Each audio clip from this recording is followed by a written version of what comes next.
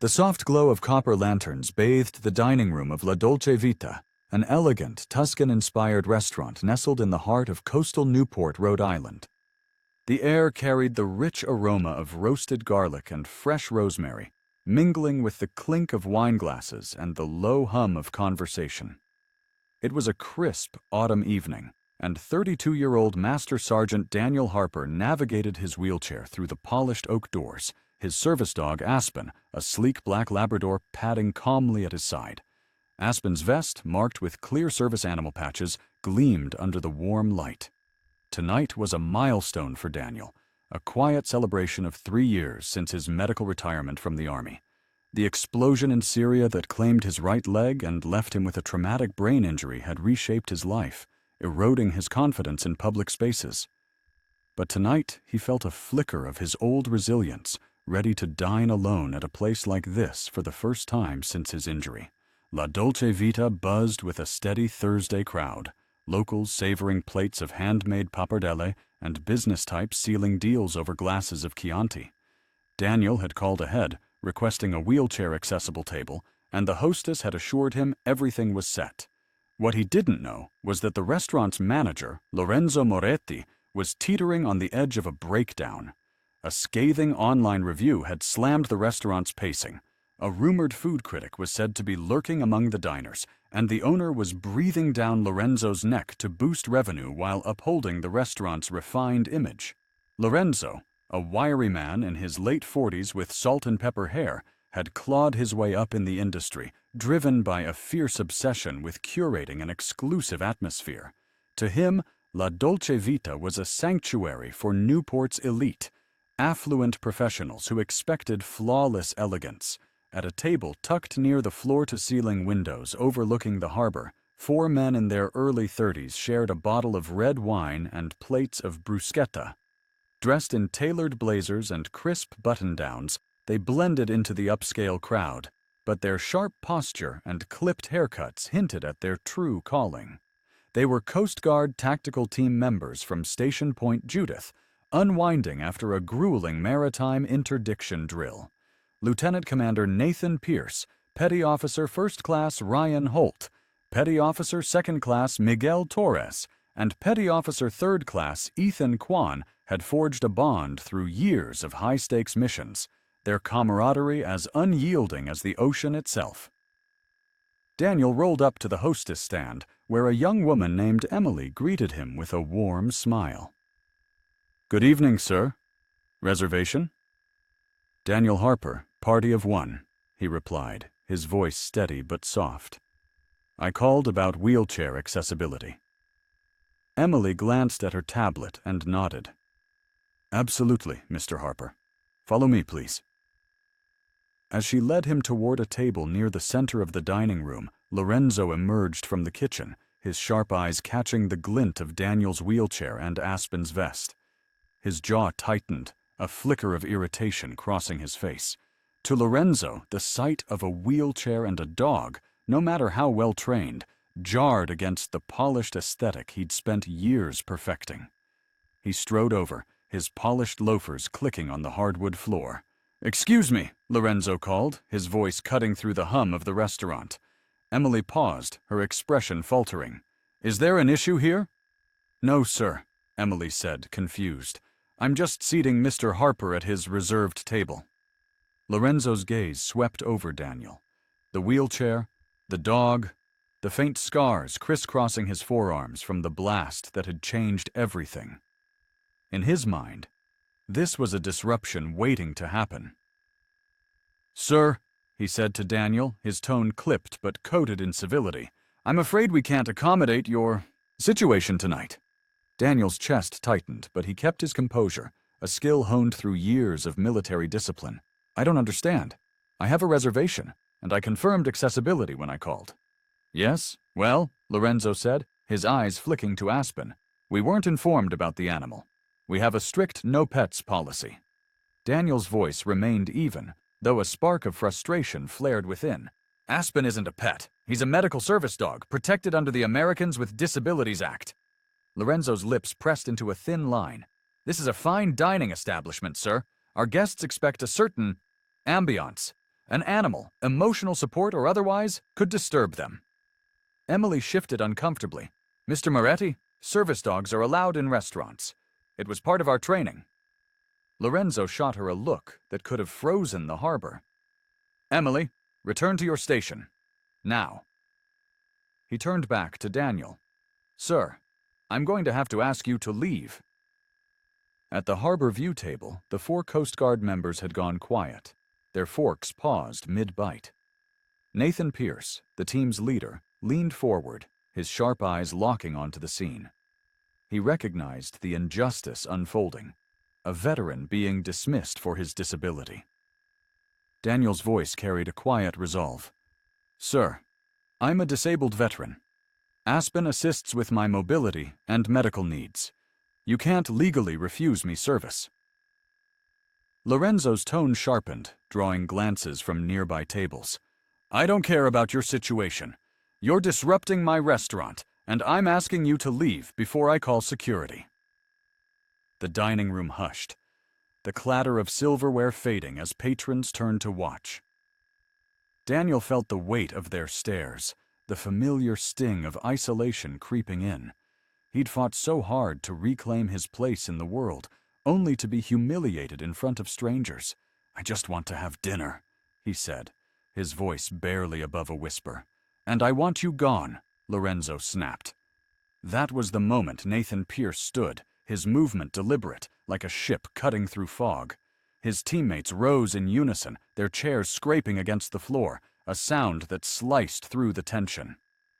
The 4 men approached the hostess stand with a quiet intensity, their presence commanding attention. Nathan's voice was calm, but carried the weight of authority. Excuse me, is there a problem here? Lorenzo turned, sizing up the group. Their disciplined posture and unflinching gazes unsettled him. This is a private matter, he said curtly. Please return to your table. Nathan's eyes flicked to Daniel, taking in the wheelchair, the service dog, and the quiet pain in the veteran's expression. He'd seen that look before, on the faces of comrades who'd given everything, only to face rejection at home. Master Sergeant, Nathan said, reading Daniel's bearing. What's the situation? Daniel blinked, surprised by the use of his rank. I have a reservation, but the manager's refusing to serve me because of my service dog. Nathan turned to Lorenzo, his voice like steel. Manager, this man is a disabled veteran with a legitimate service animal. You're breaking federal law by refusing him service. Lorenzo bristled, his authority challenged. This is my restaurant, and I decide who gets served. Ryan Holt, broad-shouldered and imposing, stepped forward. Actually, the ADA decides. You're violating federal law. The restaurant was now silent, every eye on the confrontation. Phones emerged from pockets, recording the scene. Lorenzo's confidence wavered as he realized the situation was spiraling. Gentlemen, I'll call the police if you don't leave. Nathan's smile was cold. Please do. I'd love for them to explain disability law to you. The air in La Dolce Vita grew thick with tension, the soft jazz from the speakers barely audible over the weight of the standoff. Daniel Harper sat in his wheelchair, his hand steady on the armrests, but his heart pounded with a mix of anger and shame. Aspen, sensing his distress, pressed closer, his warm fur brushing against Daniel's leg. The eyes of the restaurant's patrons bore into him, some curious, others sympathetic, but all amplifying the isolation he'd fought so hard to overcome. Lorenzo Moretti, the manager, stood rigid, his phone now in hand, his thumb hovering over the screen as he prepared to dial 911. The 4 Coast Guard tactical team members, Nathan Pierce, Ryan Holt, Miguel Torres, and Ethan Kwan, formed a loose semicircle around the hostess stand, their presence a quiet but unyielding wall of support. Miguel Torres, wiry and intense, leaned toward Daniel, his voice low but warm. Brother, what unit were you with? 1st Armored Division, Daniel replied, his voice steadying as he met Miguel's gaze. 3 tours in Syria before... He gestured to his missing leg, the motion small but heavy with meaning. Miguel nodded, respect in his eyes. Miguel Torres, Coast Guard Tactical. This is my team. We've got you." The words hit Daniel like a lifeline, pulling him back from the edge of humiliation. In the military, "we've got you" wasn't just a phrase.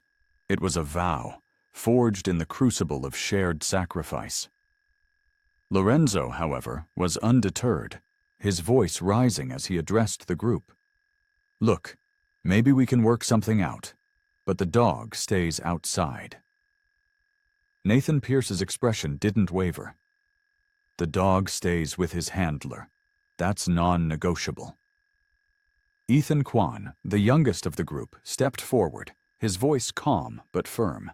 "My brother uses a service dog for epilepsy. These animals are medical equipment, not pets. They're as vital as this man's wheelchair." Emily, the hostess, hovered nearby, her hands twisting nervously. She glanced at Daniel, then at Lorenzo, before speaking up, her voice trembling. "Mr. Moretti, I really think we should seat Mr. Harper. The law is clear about service animals." Lorenzo spun toward her, his face flushed. "You're out of line, Emily. Back to your station, or you're done here." The threat hung in the air, sharp and ugly.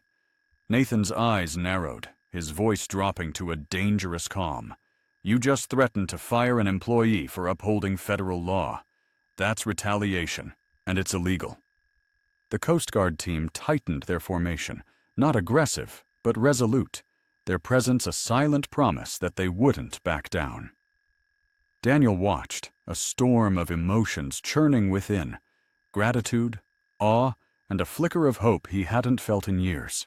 For so long he'd navigated civilian life alone, grappling with the weight of his injuries and the stares of strangers. Now these 4 men, strangers themselves, stood for him, their solidarity a shield against Lorenzo's prejudice. The dining room was a tableau of held breaths.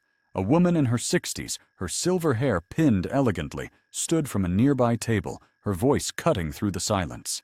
"Young man," she said, addressing Lorenzo, "this veteran served our country. You're treating him like he's less than human. You should be ashamed."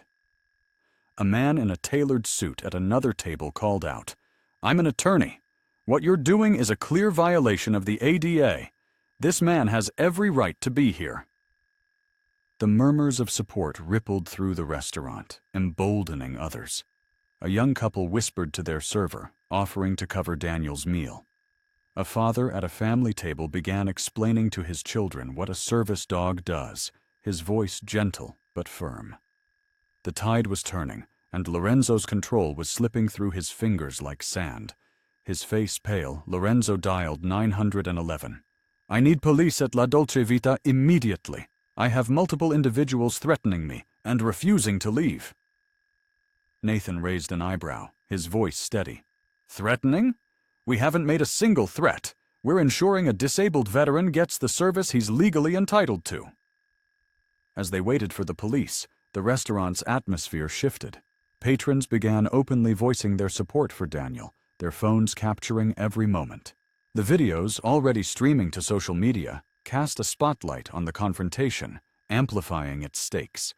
Daniel felt the weight of the attention, but for the first time that evening, it didn't feel like judgment. It felt like solidarity. 2 police officers arrived, their boots heavy on the hardwood floor.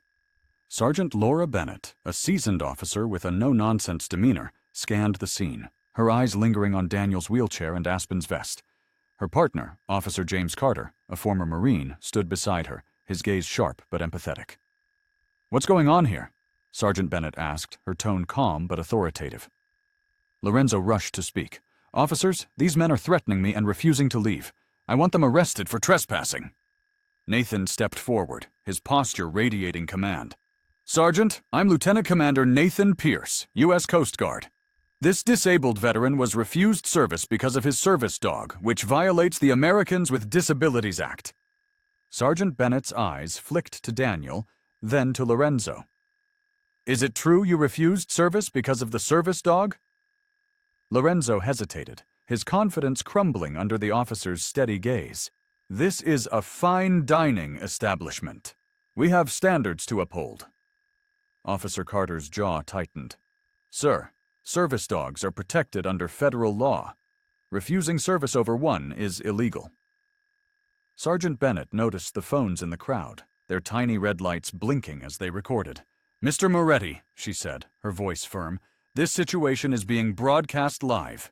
If you continue to violate this man's rights, you're facing serious legal consequences."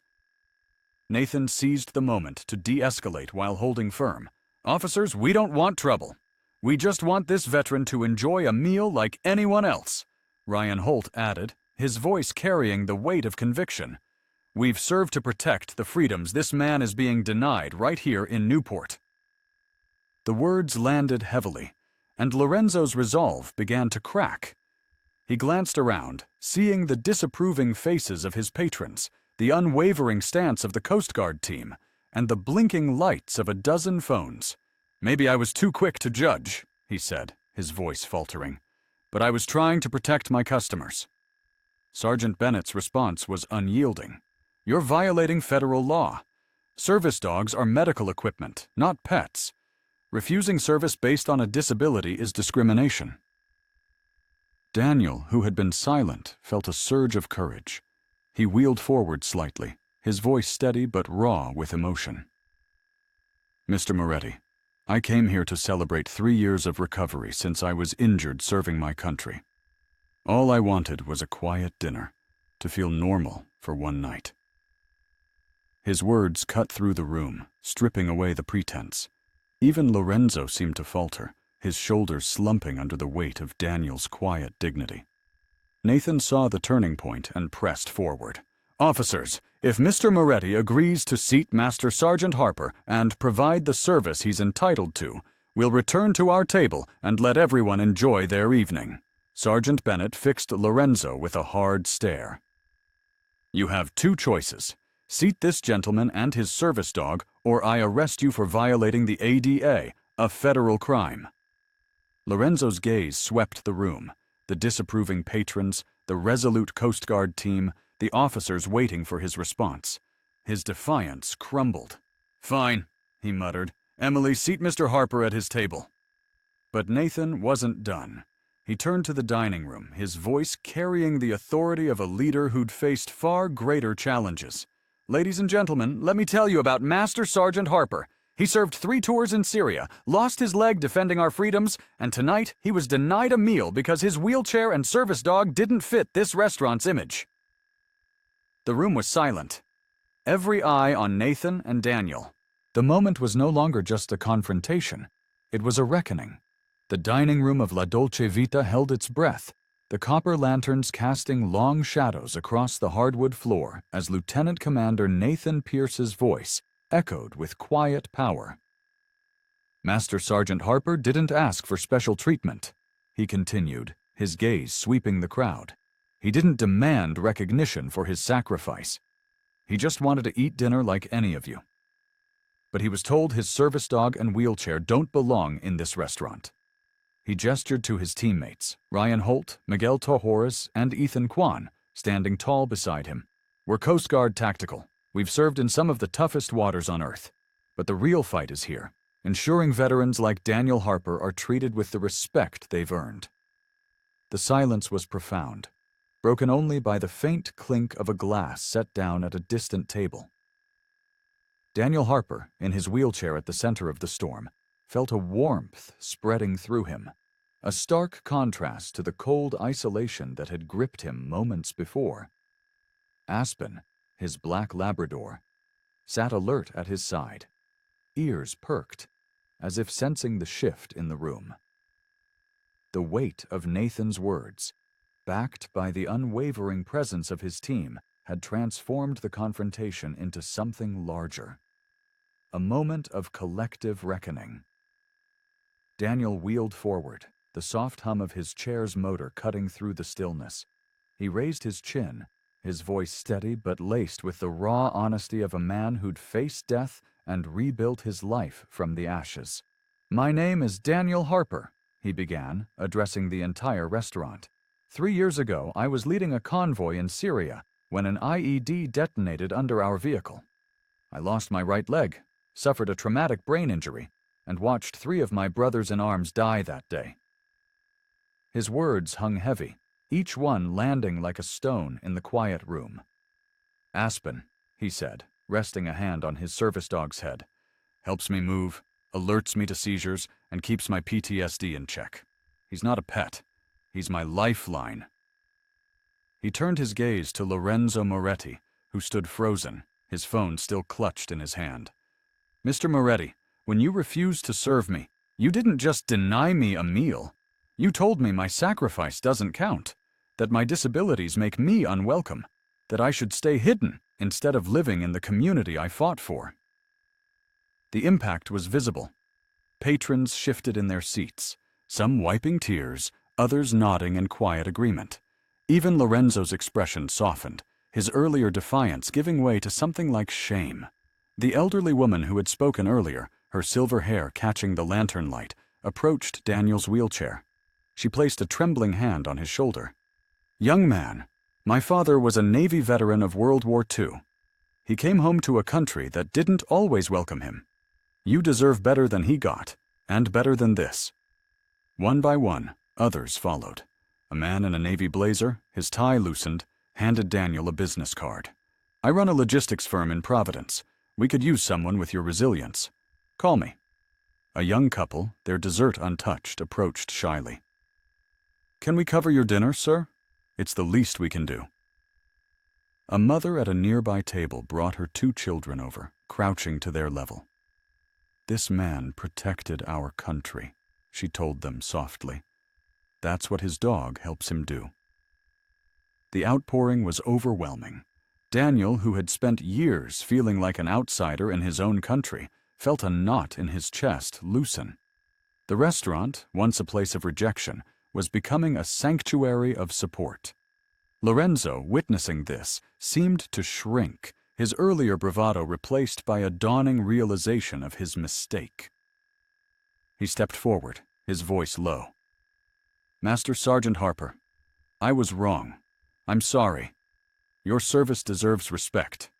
Not this." Daniel met his eyes, his expression measured but firm. "I accept your apology, Mr. Moretti. But this isn't just about me. Thousands of disabled veterans face this kind of treatment every day. They deserve better." Nathan Pierce saw an opportunity to turn the moment into lasting change. "Mr. Moretti," he said, his tone commanding but constructive, "what if La Dolce Vita became a model for veteran-friendly businesses? Train your staff on disability rights. Make this a place where every veteran knows they're welcome." Lorenzo nodded, seizing the chance to redeem himself. "I'd like that. Master Sergeant Harper, would you help us build that program?" Daniel's lips curved into a faint smile, the first of the evening. "I'd be honored to make sure no other veteran goes through this." The Coast Guard team returned to their table, their mission complete. The dining room slowly came back to life, conversations resuming, but the atmosphere had changed. It was no longer just a restaurant. It was a place where a wrong had been righted, where a community had rallied for one of its own. 6 months later, La Dolce Vita had transformed. Lorenzo Moretti, true to his word, implemented comprehensive training on disability awareness and veteran issues. Daniel Harper became the restaurant's veteran liaison, developing policies that made La Dolce Vita a beacon for inclusivity. His story spread through local papers and veteran networks, inspiring similar programs across Rhode Island and beyond. The restaurant launched a monthly Heroes Night, offering complimentary meals to veterans and their families, turning the events into gatherings that fostered connection and healing. The 4 Coast Guard members stayed in touch with Daniel, their bond forged in that pivotal moment. Nathan Pierce connected him with veteran employment programs, leading to a role as a statewide advocate for disabled veterans. "That night changed everything," Daniel would later say at a conference on veteran rights, "not because I was turned away, but because 4 strangers stood up for me when I couldn't stand for myself. That's the brotherhood I served for." La Dolce Vita